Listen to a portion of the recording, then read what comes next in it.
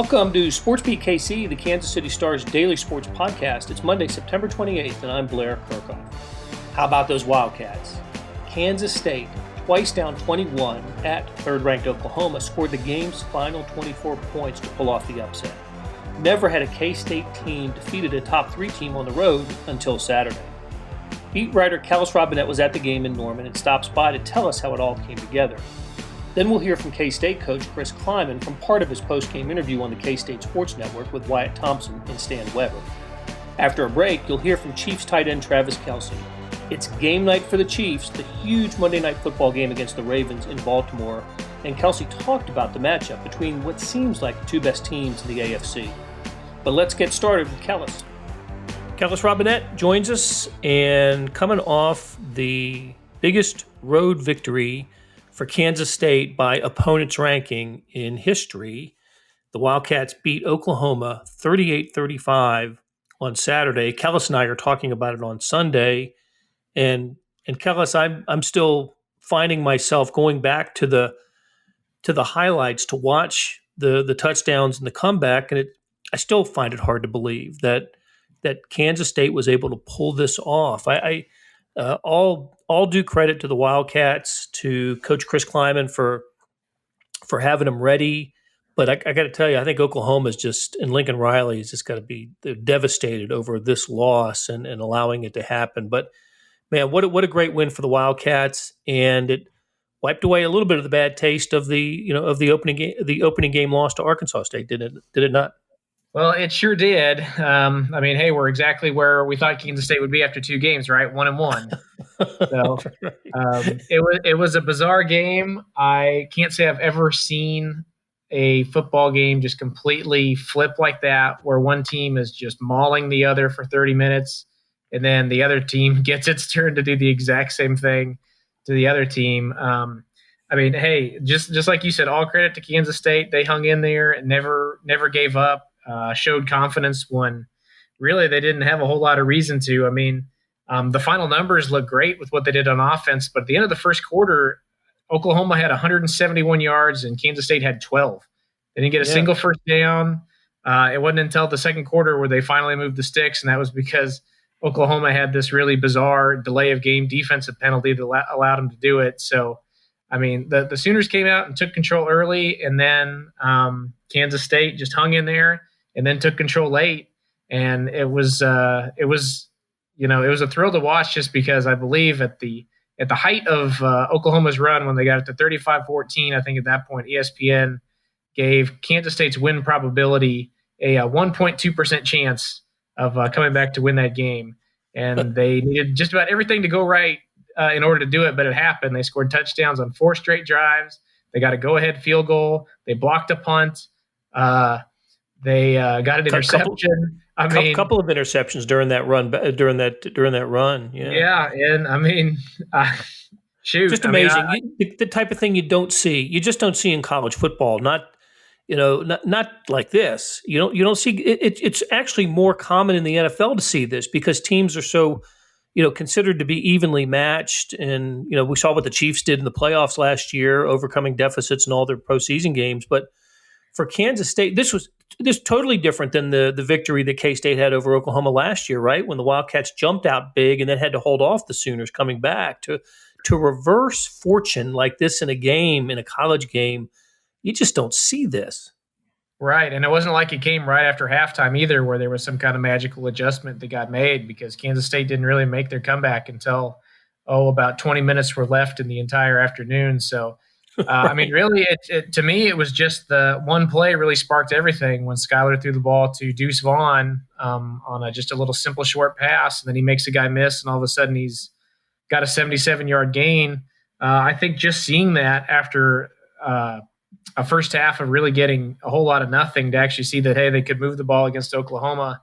I don't know if that just kind of stunned both teams a little bit, where all of a sudden Kansas State was saying, hey, we can do this, and Oklahoma was all of a sudden thinking, shoot, maybe we've got something to worry about. But, that opened the floodgates. The next drive, they had a 78-yard pass. Then there was a 35-yard pass to Deuce Vaughn, then a 38-yard run from Deuce Vaughn for a touchdown.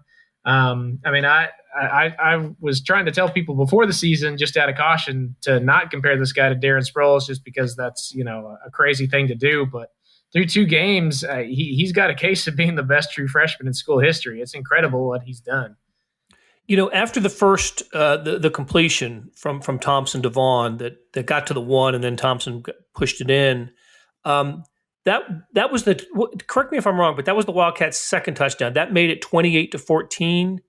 It did, correct. Okay, but then Oklahoma scores again to go up 30. I thought OU matched. They responded well, right? They did what you'd want a team to do. They went down and got a touchdown. But I think you make a really good point that at least that play at least changed the mindset for Kansas State, and proved that they could they could do things against this Oklahoma defense. And I wanted to go back to halftime and what Chris Kleiman said in the post game after the win, and what he told the media about what he said at halftime and how that how that must have resonated with his team. I think we've got some video or some audio of that we'll play at the end of our conversation today. But what did Coach Kleiman tell his team at halftime? Well, basically, he just came in and said, "Don't look at the scoreboard. You guys are just beating yourselves. That's why the score is what it is." And then he challenged everybody in the locker room and said, basically, "Do you guys feel like you belong in the same field as the Oklahoma Sooners?" And everybody said, "Well, yeah, we do." He said, "Do you guys think you can beat the Oklahoma Sooners?" And they said, "Yeah, we do." So then he said, "Well, let's go out there and prove it and just dominate one play at a time. Forget everything else. Don't worry about the deficit. Don't worry about the crowd, any of that. Let's just take it one play at a time." And sure enough, somehow that really fired up the team. Skylar Thompson said he was coming out of the locker room telling everybody who would listen to him they were going to win the game. And, even when Oklahoma had a 99% chance of winning, Kansas State didn't stop believing. And, I give Chris Kleiman a whole lot of credit there. I don't normally buy into the halftime speeches and whatnot, but the way players were reacting to it afterwards, saying that, they couldn't really even describe how much it motivated him. He clearly got through to him with something that resonated in that moment.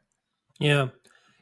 I remember watching the Arkansas State game 2 weeks ago and just really concerned about the Wildcats because of the offensive line, and it's 5 new starters. They got pushed around. They didn't give Skylar Thompson enough time. They didn't open up enough holes. It just was not a good game.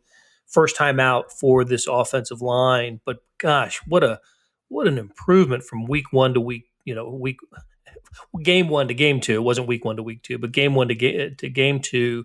You gotta. I don't know if game balls were handed out after the game, but it just seems to me that the offensive line deserved a lot of credit for what happened in the second half.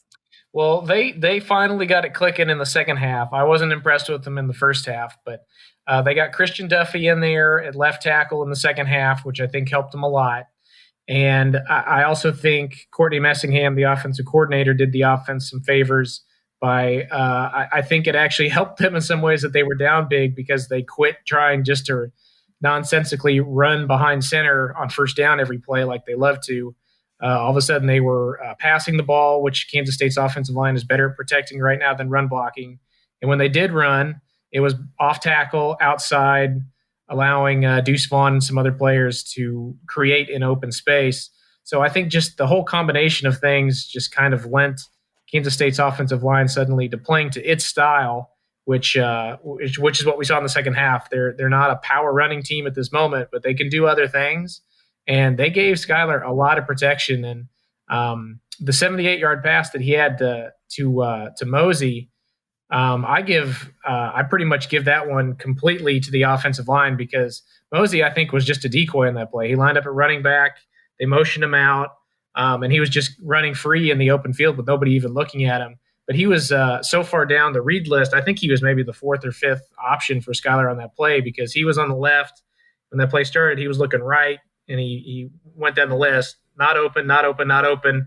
And we were up in the press box looking at it, just kind of thinking to ourselves, throw to number 6 down there. He is completely uncovered. But it's easy for us. We can see the whole field. Skylar's going through his reads, and all of a sudden he finally has so much time. He looks left and sees him just standing there all by himself. And then, boom, you got a 78-yard gain. that's not possible without the offensive line giving Skyler 6-7 seconds to do that. So big improvement for them for sure.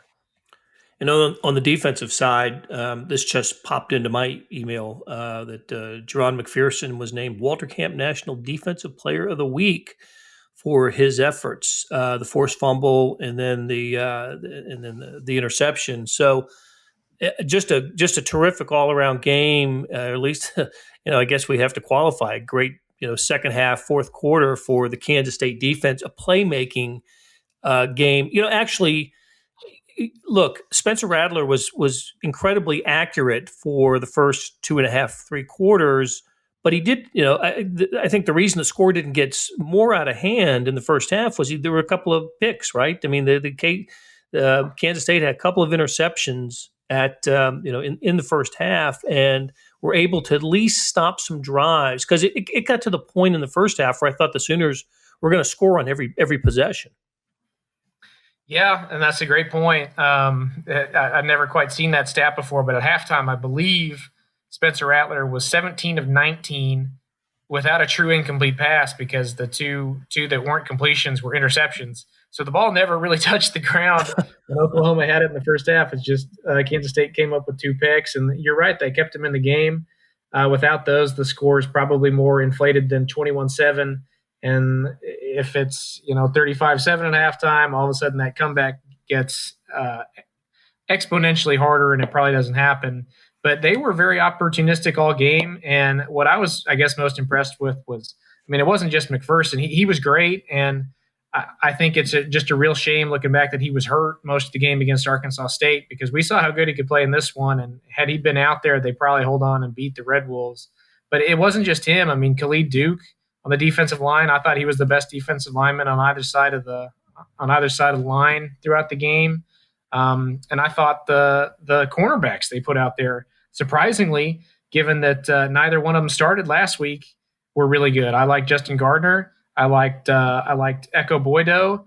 I liked everything that Kansas State put out in the secondary, which is just shocking because they were down 5 key guys there because of COVID and other stuff. So. There are so many stories you could tell from this game and how it happened. It's kind of wild.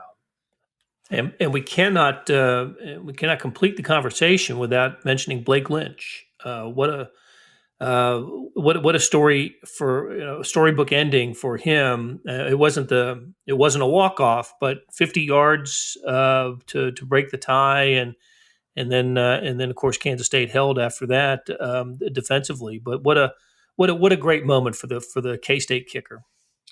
That was a huge kick, and I was not confident he was going to make it at the time because from where we were up in the press box, it looked like the wind was going straight into his face.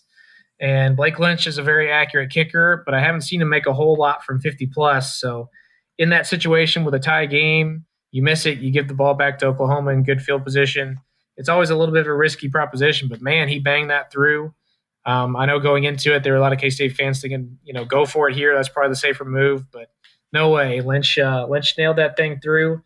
He said that's actually the first game winner he's had since high school. So, wow. Yeah, kudos to him on that. And I don't think we've mentioned Skyler Thompson much yet either, but he showed we talked all around him. Yeah, and it's kind of humorous. If the last 2 games have taught me anything, it's that Kansas State fans give him way too much blame when they lose and probably a little bit too much credit when he wins. But I think at this point he's pretty much shown that he's a solid quarterback, if nothing else. To go out and beat Oklahoma in back-to-back years, not many other Kansas State quarterbacks have done that.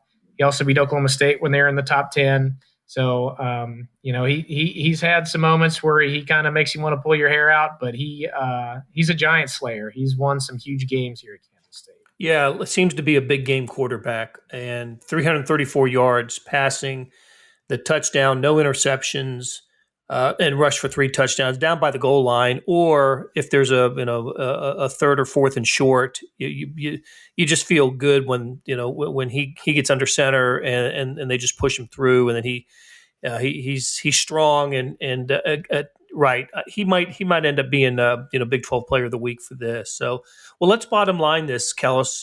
When a team goes and wins at the favorite in their stadium, listen, it's an odd year for many reasons. and maybe the old rules don't apply. But with Kansas State doing what it did on Saturday, is there a reason to believe there's not an opponent on their schedule that they can't match up with and beat?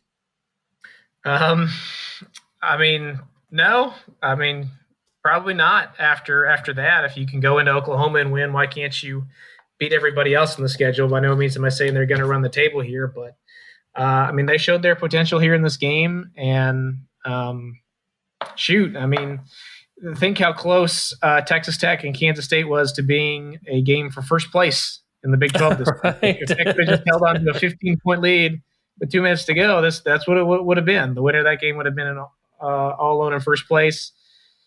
And instead, now Texas is still, I guess, 1-0 in the league play. And I mean, who knows what happens with Oklahoma? They seem to do this every year. They lose one game that you don't anticipate, and they figure it out and win games down the stretch. So, I really don't know what to predict about the rest of the season. We've seen such wacky results, but I think that certainly does, allow Kansas State and their fans to dream a little bit here, just because I don't think the champion in this league is going undefeated.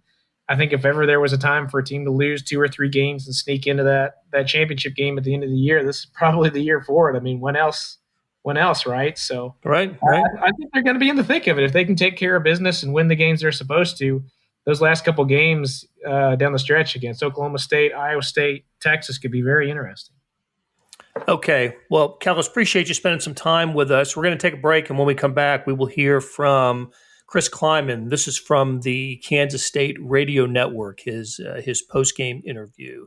Let's go downstairs, visiting with the coach of the Wildcats, Chris Kleiman. You know what, Coach? The effort that your guys gave here today, but in particular in that second half, extraordinary. You got to be thrilled beyond thrilled. Congratulations. I really am.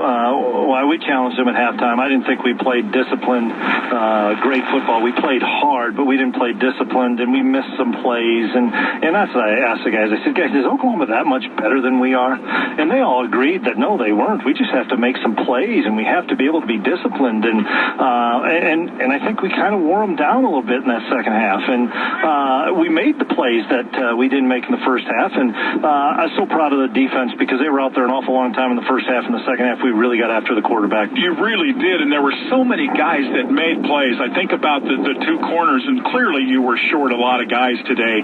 The job that Echo did, the job that Justin did, I mean, it's just terrific. Oh, phenomenal job those guys did. We played those 2. We played Will Jones a little bit. Had about half a practice at corner. We moved Jeron Mcpherson from free to strong, and Wayne Jones, we didn't know how Wayne was going to be with his health, and so he was only a spot player, so A.J. Parker had to play a new position. Luckily, Ross Elder was able to play the whole game, but just mixing and matching so many guys on defense and rotating a bunch of guys on the defensive line, but we knew we had to hit the quarterback. We had to get hits on him, and we were able to do that, as well as get some holding penalties. One more, and then I'll turn it to Stan for a moment. At some point, though, you've got to get something done offensively, and I thought the toughness and leadership that Sky showed today was remarkable, and maybe this offensive line grew up a little bit today, or maybe quite a bit. They did grow up quite a bit, and you could tell from upstairs they were going to say, you're not running the ball at all. We're going to bring everybody and blitz everybody, and we're going to make you beat us outside. And 22 is a pretty decent player, and we got it to him in space. We got over the top of him a couple times with Sebastian, because if you're going to play everybody for the run, you're going to have some big plays. Phillip got a big play on him, and Keon Mosey made a great play. So we knew we had to throw the football, and you know what? Briley Moore's a warrior now. That kid's a really good football player. Briley Moore making big plays. Skylar Thompson getting his first 300-yard or more passing game in his career. Coach, he becomes the first quarterback in K-State history to beat a top 10 team 3 times. Just talk about the fight you did. This is the K-State tying comeback. 21 points down. You're at Oklahoma, and you just keep grinding. It took a lot for your football team, a lot of big plays, but just what was the mindset? How were you communicating with the guys throughout this? Get the game to the fourth quarter with a chance, and we ended up getting a couple of big plays. They were a difficult offense to stop, get a couple of big plays, and we thought if we could ever get them stopped, we could block a punt. If we ever could get a stop, we said we had a chance to block a punt. Lo and behold, we were able to block the punt and get the touchdown. And we were going for 2, but we had some confusion and didn't get the playoffs, so we ended up kicking the extra point. But just the resolve our guys showed. We were down a bunch of guys. I know other schools are down a bunch of guys, and everybody can feel sorry for themselves when that happens. And this group, I didn't let them starting on Monday. Made sure that we as a staff held them accountable to the high standard that we expect and that they expect. And there were some leadership moments this week and some team first, not me first things this week that I knew that if we get the game in the fourth quarter, we'd have a great chance. Well, how do you feel? How happy are you that you're in a normal routine? Because tomorrow's Sunday and you got to play next week. You know what? I'm excited about it. Guys are going to be sore and stuff, but that's what you expect and are used to as a football coach and player. And so we're excited to keep going on a routine. One more thought here before we let you go. 50-yard field goal by Blake Lynch. How about that guy, huh? How about that? And we gave him one of our hammers inside there because, nobody was harder on himself than Blake was last week or 2 weeks ago. And so, I asked him what his range was, and he said 52. And it was a swirling wind down here. And sure enough, he striped it. And so happy for him because we both know he's a big-time kicker now. Really is. Hey, go enjoy this one a little bit. We'll see you tomorrow, buddy. Congratulations. Appreciate it. Thank you, Coach.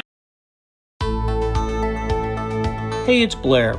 We have a special subscription offer for SportsBeat KC listeners, unlimited digital access to the Kansas City Star's award-winning sports coverage.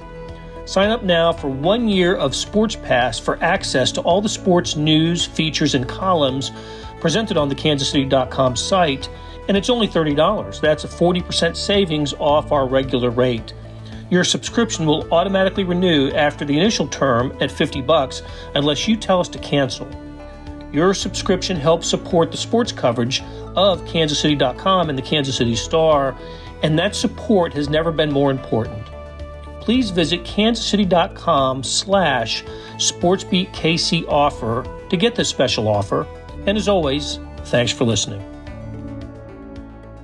Hey, I'm just curious, this week, what was it like in practice? Was this one of these tough weeks that Andy gets on everybody, or was this just kind of run-of-the-mill business as usual? Well, it's there's not a week that goes by where Coach Reed isn't going to get on you, man. That's his job. Sometimes you just got to be like, take it easy, roller coaster tycoon. You know what I mean? And really get him to calm down because he's what he's trying to do is he's trying to make sure that everybody is on top of their game, and especially a big game like this. Great practices usually turn into great performances on Sunday or Monday in this matter. And, that's why we love Coach Reed, because he's always on our tail, making sure that we're doing the right things and trying to get better. Go next to Harold Kuntz. Go ahead, Harold. Take it easy, roller coaster tycoon. That's a quote right there for sure. Just simple question here. Ravens defense has had a lot of different personnel from last year to this year. What are you seeing on film, especially with guys like Patrick Queen, that rookie from LSU, a little different. Clark, their safety, a lot of different things going on with the Ravens defense. What do you see in film? They're no joke, man. They're no joke. They've been flying around playing great football, and I feel like a lot of the teams that they play, they present a bully mentality that kind of intimidates some of the guys that they're playing. That's what you got to attack that. You have to be able to meet that and stand up to what they're presenting out there, knowing that they're not going to do too much that tricks you in terms of coverage. They're going to do a lot of good stuff. A lot of the good stuff they do is in blitzes and getting to the quarterback, and that puts a lot of pressure on the skill guys and the guys out wide to get open in space. And that's where we're ready for the challenge. Go next to Pete Sweeney. Go ahead, Pete. Trav, I know you were a huge fan of the game, obviously, coming up. Just how much do you look forward to, knowing that, okay, there's not going to be the same amount of fans, but how much do you look forward to a big game like this, given the Monday Night Football surround, Pat and Lamar, the whole hoopla that goes into it? You play the game to play against the best, man. And it's no hidden secret. Baltimore Ravens are one of the best teams in the National Football League. And going up against them is a huge and great challenge for us. And that's what you get excited for. That's why you play the game, in my mind. And, whether it be Monday night, Sunday at noon, when you get to play against a great team, great offense, defense, and special teams, they're well coached. You get fired up and you get geared up to put your best out there as well. Go next to Karen Kornacki. Go ahead, Karen. Hi, Travis. I just wanted to talk a little bit more about this this defense. They're ranked number 1. They're really good at stopping the run. And Coach Bieniemy talked about how they just are going to blitz. So when you're getting ready, does that just get your adrenaline flowing earlier? You said they like to be the bullies on the block. But when it comes to technique and what they've been successful at, is there a certain way you have to handle a defense like that? Yeah, without a doubt. You have to keep them on their heels, really. And then that's the biggest thing for us is to try and be the attacker. They play defense, which is a reactionary position, and if we stay on with our foot on the gas pedal, we give ourselves a chance. And especially against a great defense. I mean, they fly around now. These are strong, athletic, physical guys that the Ravens have been able to put together as a defense over there, and we're just going to have to meet the challenge. Let's go next to Steve Walls. Go ahead, Steve. Hey, what's up, Trav? How you doing? Steve. Hey, you mentioned a little bit earlier saying this is a big game, but when talking to Tyron yesterday about the importance of this also being a conference game, right, especially between an opponent that could possibly have a chance at a number 1 seed, does that add any more importance to you? Because, of course, with the change of the NFL playoffs where there will only be 1 first-round bye. Yeah, without a doubt. I mean, it just amps it up a whole nother level. Obviously, we try and take every single game that we play serious, and there's no more game important than the one that you have that week, and it's no more important than this week, right? Just because we know that, especially last year, we were in the hunts with them to try and get that home field advantage, and very similar teams with a lot of great players. So you never know how things pan out, but you definitely want to put yourself in the best position, even early on in the season. Go next to Matt McMullen. Go ahead, Matt. Hey, Travis, a bit of a general question here, but I just want to ask you about how your family has helped you get to where you are today. Saw that moment with your dad after the Super Bowl, pretty powerful, and also your brother, been a mentor to you your whole life. How has your family gotten to you to where you are today? Man, you know what? It's been such a fortune, man. It's just been such a blessing to have a supportive family, and it's not just my immediate family, man. I have a lot of moms and dads back in Cleveland Heights, Ohio, that have told me that I've been making them proud throughout the years, and those are the fulfilling things that you try and strive for in life, is to make sure that the people that helped you along the way are proud of where you've come and how you've done it. Go next to Nate Taylor. Go ahead, Nate. Hey, Travis, in your career outside of the division, it feels like you have had close playoff games with the Colts, with the Steelers, and obviously most recently with the Patriots. You haven't played the Ravens yet in the playoffs, but do you feel like this is the next sort of team that you can identify with that outside of the division but within the conference is someone that you know is a rival and an equal in that regard? I honestly, I don't really try and get caught up into what could play out later on in the year. I mean, yeah, you think about it, and you know that this is one of the best teams in the National Football League, and that there's a possibility that you meet up in the playoffs. But for the most part, it's just taking it week by week and making sure that you're getting the game plan down pat. Like there's nothing else that matters other than the week at hand, and just can't look too far down the road. Let's go last to Breland Moore. Go ahead, Breland. Hey, Travis, first off, is that a Chicago Wolves hat that you have on? It is. I love international, the IHL hockey back in the day. I'm a big Cleveland Lumberjacks fan as well, but I rock all the old school vintage hats from the 90s. Beautiful. I love it. Well, my question, a couple of your teammates have already touched on this today, but you said on Instagram earlier this week that you never want to play in an empty stadium again. Here you are going to play in an empty stadium again. How have you guys mentally prepared for that atmosphere now that you know going in what kind of what to expect? It's just you know what, we try to create energy and maintain that through 60 minutes of football, and it's difficult, especially when things aren't necessarily going your way. So we just got to make sure that we control the things that we can control and focus on that, and go out there and play good football. We didn't put our best effort out there on the field last week, and I'm pretty sure a lot of guys will say that. I know I definitely didn't, and all it does is just fire you up to do better this week. And hopefully we get fans out there sooner than later. That'll do it for today. Thanks to our production staff of Derek Donovan, Randy Mason, Beth Welsh, Jeff Rosen, Chris Fickett, and Savannah Smith.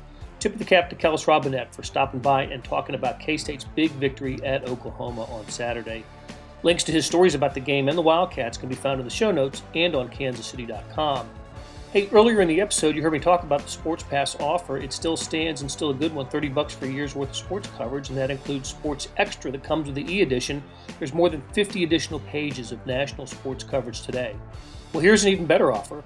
Buy the entire Kansas City Star product. Sports, news, features, commentary, and analysis, the whole thing. You get all the stories written by my talented colleagues, plus additional news, sports, and business coverage with the e-edition. The details can be found at account.kansascity.com/subscribe. That's account.kansascity.com/subscribe. And whether it's the Sports Pass or the full subscription, you're getting and supporting the best sports and news coverage in Kansas City and helping us produce programs like SportsBeat KC. Thanks for listening, and we'll be back on Tuesday to talk about the Chiefs-Ravens game.